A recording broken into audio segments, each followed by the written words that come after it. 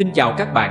Hôm nay, Hà Thanh sẽ giới thiệu món thịt kho tàu trứng vịt là món ăn truyền thống, quen thuộc trong bữa cơm gia đình Việt, đặc biệt là vào dịp Tết. Cách làm: nguyên liệu: 600g thịt ba chỉ, 8 quả trứng vịt, 600ml nước dừa tươi, 4 củ hành tím, 5 tép tỏi. Gia vị: nước mắm ngon, đường, muối, tiêu, hạt nêm tùy chọn, dầu ăn. Nước màu: nước hàn, 20ml. Các bước thực hiện: thịt ba chỉ rửa sạch với nước muối pha loãng, cắt thịt thành các muỗng vuông khoảng 4cm. Hành tím, tỏi bóc vỏ, băm nhỏ. Trứng vịt luộc chín khoảng 10 phút, bóc vỏ.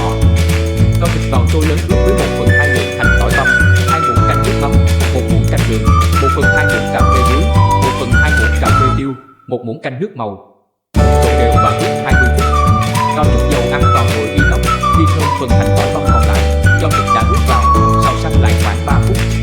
Đổ nước dừa tươi vào nồi thịt, sao cho nước ngập mặt thịt, đun sôi, sau đó hạ lửa nhỏ, vớt vỏ. Thêm trứng vịt đã bóc vỏ vào kho cùng.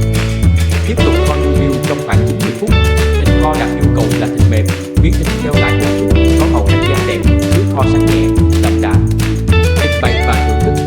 Hút thịt và trứng ra tô xíu, rắc thêm chút tiêu xay lên trên. Thưởng thức nóng cùng với cơm canh, dưa giá hoặc cải chua muối sẽ rất tuyệt vời. Những điều lưu ý: chọn thịt nên chọn thịt ba chỉ tươi ngon, tỷ lệ nạc mỡ cân đối 3 mỡ, 7 nạc. Có thể dùng 2 trái ớt sừng trâu thay cho nước màu. Sử dụng nước dừa tươi là bí quyết giúp món kho có vị ngọt tự nhiên, béo và màu sắc đẹp hơn. Phải kho bằng lửa nhỏ và kho trong thời gian dài để thịt mềm rụt, thấm đều gia vị và mỡ chảy bớt. Thịt kho tàu trứng vịt là món ăn truyền thống, quen thuộc trong bữa cơm gia đình Việt, đặc biệt là vào dịp Tết.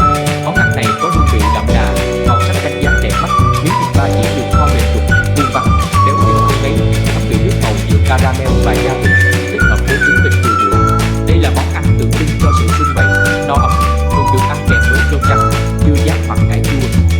Cảm ơn các bạn đã dành thời gian theo dõi. Xin chào tạm biệt và chúc các bạn có những bữa ăn ấm cúng và ngon miệng. Hẹn gặp lại trong video chia sẻ món ăn hấp dẫn tiếp theo.